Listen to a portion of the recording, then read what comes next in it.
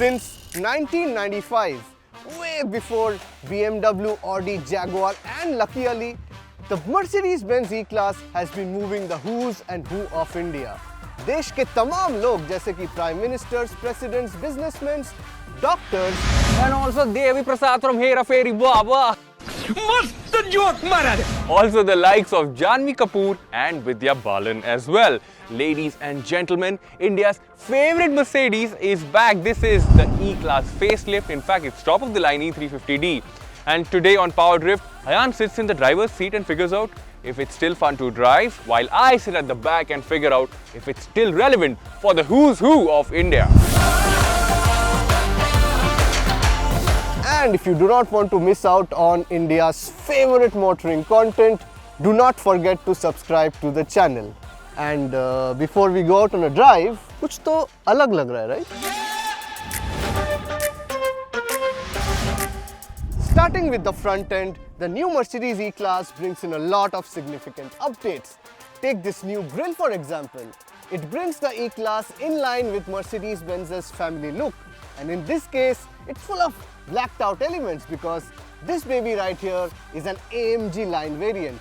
Then there are these sexy LED headlamps which look like $1 million. जाहिर है आपकी औकात अभी बहुत दूर से पता लगने वाला है. बैठना तो मुझे अंदर था, but since we are here and Ayan's already spoken about the AMG line, the treatments carried on to these 18-inch wheels as well. I think they look very, very sexy. And when you move to the back, there is a new tail lamp in place, new LED graphics. I think they look very, very attractive, very, very modern too. However, the saga of fake exhausts continues in the year 2021 as well. This car gets it too, but to finish things off on a positive note, the E-Class still is a segment leader when it comes to boot space. A Mercedes-Benz is all about its interiors, isn't it? And straight away, sitting inside the 2021 E-Class, I instantly get that sinking feeling that this is way above my pay grade. New for 2021 includes this sexy new open pore wood, blue leather on the dash. This car is so luxurious, it has a cream colored steering wheel. ये एक ऐसी जगह है जहाँ पे एक ज़ारा की jacket भी सस्ती लगती है. Anyways, new in terms of tech are these two 12.3-inch MBUX screens. They are incredibly high resolution, offer a multitude of ways that you can interact with them, including touch and a new haptic feedback thing here. Also, it has voice commands. Hey Mercedes, how can I help? Play Brown Munde. I'm sorry, can you say that again, please?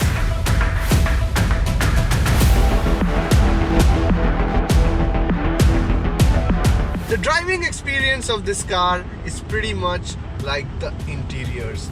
Comfortable, smooth, serene, quiet.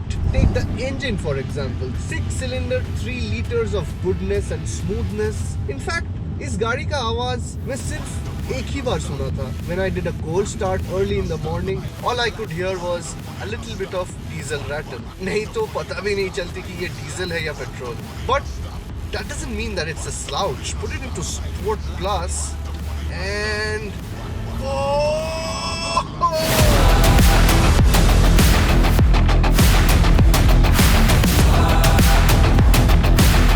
खतरनाक भागती है ये. 0 to 100 6.1 seconds.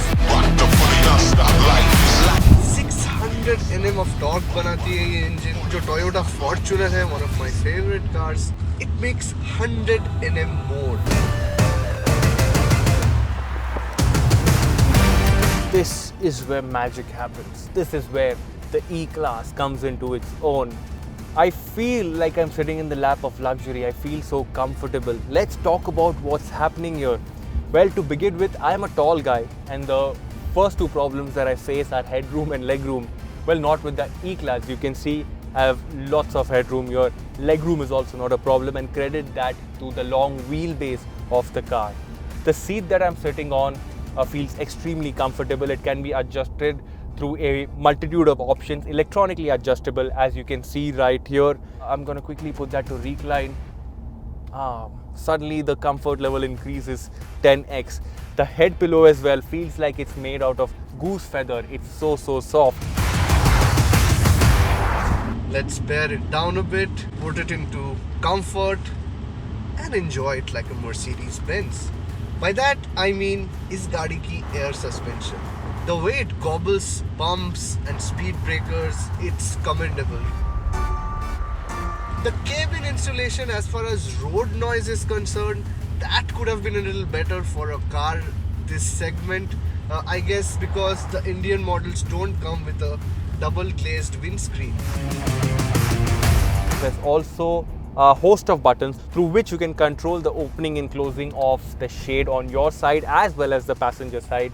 You can also control the closing and opening of the rear shade and the opening and closing of the sunroof as well.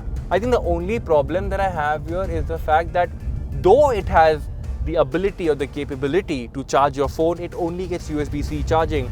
So 2 ports here, 2 ports in the center, and all of them are just USB-C charging ports.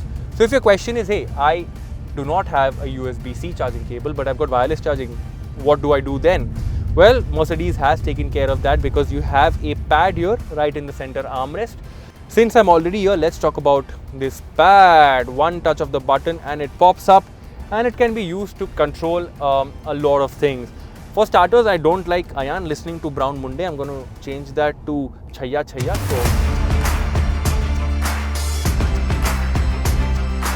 You also have the option of controlling or changing the ambient lighting in the car. This also doubles up as a remote control through which you can access the center screen on the front, and there's a red button somewhere in there that can be used to start World War III. In Sport Plus mode, the whole car changes quite a bit. The explosive engine, it stays, but it makes its presence felt with a more growly, angry soundtrack. Steering, there's a little bit of weight that gets added on, but nothing too heavy like a BMW, just manageable. I know this is not a car that you're going to throw it around the corner, but when you do so, you're not going to be disappointed. It has something for the keener driver. There's that distinct rear wheel drive balance that you feel. The way this car handles is not a BMW or a performance car, but there are electronics that ensure that this car doesn't go off the road. I know I'm sitting in the E-Class, but with what I am seeing around me, with what I am being treated to around me, it suddenly feels like I'm maybe sitting in the S-Class. It feels like I am the who's who of India. What should I do next? Well, wear my sunglasses back and relax.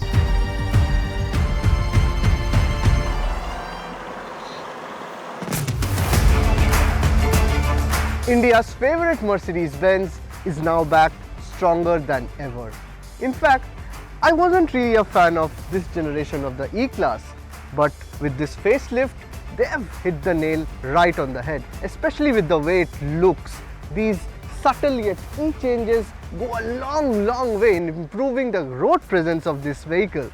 And then there's the way it drives, especially the E350D right here. That 3-litre 6-cylinder engine is honeydew smooth, and with 600 Nm of torque, overtaking is never really a problem.